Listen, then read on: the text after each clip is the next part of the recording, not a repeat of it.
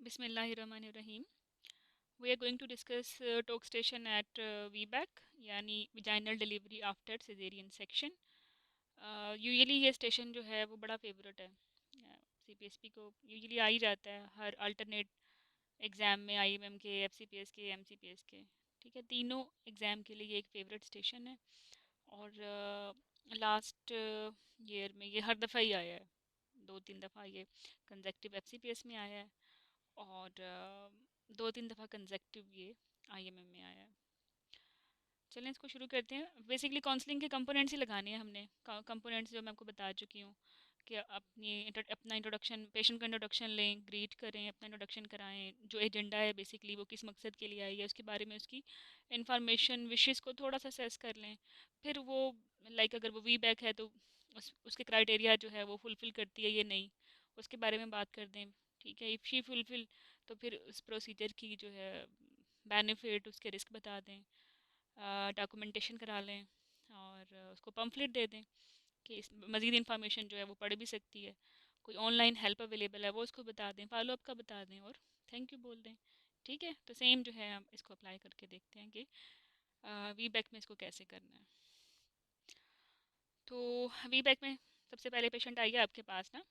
अ, उसमें लिखा हुआ है कि she comes to you for counselling, तो it will be easy for you. आप सलाम करें। कोविड की वजह से तो अब आपने सलाम नहीं करना, मास्क जो है वो पहन के रखना है, और try to sanitize your self before starting your any interaction. किसी नए स्टेशन पे जाने से पहले इट विल बी बेटर कि वहाँ जो भी स्टेशनरी टेबल जो भी आप टच करते हो तो सैनिटाइज कर लो उसके बाद भी। ठीक है, अच्छा ये इसके अलावा जो है ग्रीटिंग हो गई, इंट्रोडक्शन हो गया, मेरा नाम डॉक्टर हीरा है, आपके मसले के बारे में बात करूँगी, आपका नाम क्या है, आप कहाँ से आई हैं, आपकी एजुकेशन क्या है। It will be better some family member will be with you, husband सबसे इम्पोर्टेंट होता है इस किस्म की काउंसलिंग में। ठीक है, if no then no issue, proceed. ठीक है, फिर आप जैसा कि आप आई हैं, बच्चे की पैदाइश जो है नॉर्मल तरीके से हो सकती है, ये नहीं इसके बारे में इंफॉर्मेशन के लिए।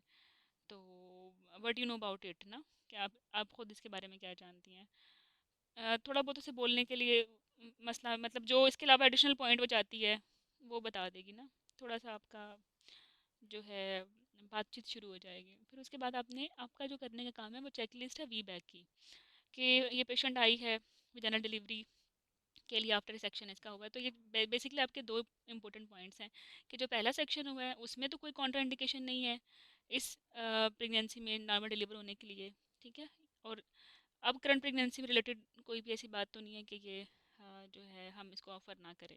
दो दो चीज़ें देखनी है, पिछली प्रेगनेंसी भी और ये प्रेगनेंसी भी। पिछली प्रेगनेंसी में पूछें हुई क्यों, सेक्शन क्यों हुआ था, कहाँ हुआ था, किसने किया था, इंट्रोपरेटिव कोई कॉम्प्लिकेशन हुई, बाद में वूंड ख़राब हुआ नहीं हुआ, कोई लॉन्ग टाइम के लिए आपको कोई ड्रेन डली या लाइक पुलिस डला, या कोई गट में कोई के लिए कोलोस्टमी कह सकती हैं, या कोई भी किस्म की ड्रेन पूछ लें। ठीक है, एग्ज़ाम में आपने मेडिकल जर्गन तो यूज़ नहीं करना होता। डिस्चार्ज कब हुई थी, ठीक है, तो इससे आपको अंदाज़ा हो जाएगा कि स्मूथ गुजरा है ना पिछला। अगर वो कहे कि अच्छे सेटअप में हुआ है और इन कॉम्प्लिकेशन भी नहीं थी, इंट्राऑपरेटिव को ट्रांसफ्यूजन नहीं हुई, कोई फोलीज नहीं रिटेन किया गया लॉन्गर ड्यूरेशन के लिए, डिस्चार्ज लॉन्गर ड्यूरेशन के लिए जो है नहीं, लॉन्गर ड्यूरेशन के बाद डिस्चार्ज नहीं हुआ, या लाइक 10 दिन के बाद वो कहे कि मुझे जो है छुट्टी मिली थी, या ज़ख़म ख़राब हुआ नहीं हुआ। ठीक है, इसको कितना अर्सा हो गया, 2 साल हो गए, तो अच्छा होता है, लेकिन ये कोई इतना स्ट्रॉन्ग नहीं है। यूजली आफ्टर 18 मंथ्स सेफ होता है, लेकिन पूछना ज़रूर है। अब ये बातें होंगी प्रीवियस प्रेगनेंसी की। ठीक है, और इस प्रेगनेंसी में हमें सबसे पहली बात यह कि gestation कौन सी है। यूजली 36 पे हम प्रॉपर काउंसलिंग करते हैं, डॉक्यूमेंटेशन करते हैं। ठीक है, उससे पूछ लें आप कितना महीना चल रहा है, कौन सा वीक चल रहा है, एलएमपी पूछ लें अगर वो नहीं बताती तो। ठीक है, उसके बाद बच्चा ठीक है, सही है, कोई ब्लड शुगर ब्लड प्रेशर का मसला तो नहीं है। ठीक है, उसे कहें कि मैं आपका जो है एग्जामिनेशन करूँगी, उसके बाद आपका अल्ट्रासाउंड देखूँगी, अगर हर चीज़ ठीक है, आंवल भी नीचे नहीं है, बच्चा भी ठीक है, पानी भी ठीक है, एवरीथिंग इज़ ओके ना, तो फिर हम जो है वजाइनल बर्थ कर सकते हैं आफ्टर द सिजेरियन सेक्शन।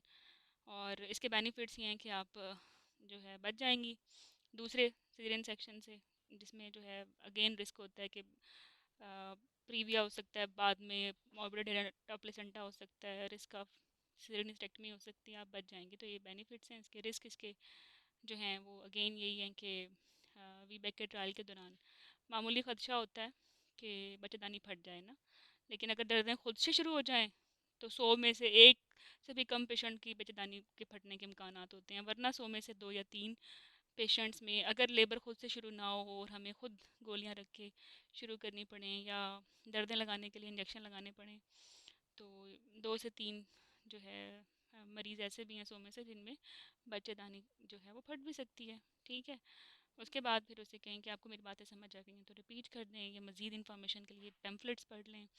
अ, अगर वो कहीं में पढ़ी लिखी हुई हों तो उसको ऑनलाइन जो सोर्सेज हैं उसका बता दें, फॉलोअप का बता दें, थैंक यू बोल दें। ठीक है,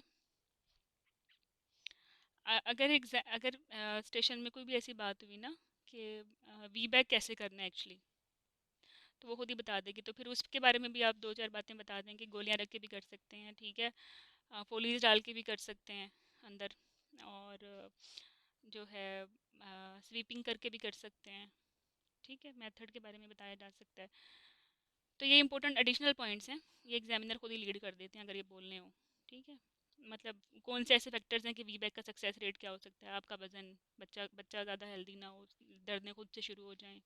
ठीक है, पिछला सिजेरियन सेक्शन जो है वो फेलियर ऑफ प्रोग्रेस की वजह से ना हुआ हो, तो ये फैक्टर्स हैं। और पहले भी अगर कोई नॉर्मल डिलीवरी हुई है तो ये सबसे अच्छा फैक्टर होता है, 90% सक्सेस रेट है, वरना इसका सक्सेस रेट जो है वो 75 तक होता है।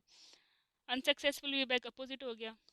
ठीक है, मतलब बीएमआई का ज़्यादा होना, पिछला लेबर, पिछला सिजेरियन जो है वो फेलियर ऑफ प्रोग्रेस पे हो जाना, ठीक हो गया, या बच्चे का वेट ज़्यादा होना, या नॉन कैफेलिक प्रेजेंटेशन होना, या इंडक्शन करना।